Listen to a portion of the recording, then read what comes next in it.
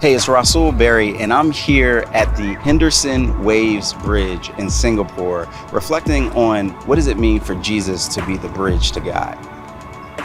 This is the highest pedestrian bridge in Singapore.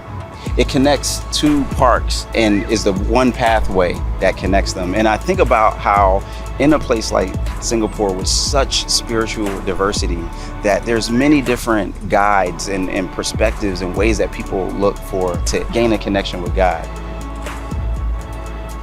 The thing that really distinguishes and sets Jesus apart is he not only says, hey, here's the roadmap, here's the way to connect to God, but that I am the way. John 14:6, he says, I am the way, the truth, and the life.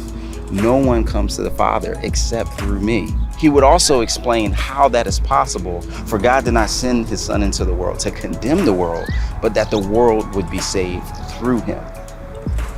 According to Jesus, he's saying that, hey, I'm offering myself as a bridge to connect you to God by not only dying, but resurrecting for your sin. And that is a message of not condemnation, but of hope. I look up here and I just think about the type of harmony that exists even among different beliefs and faiths in this country.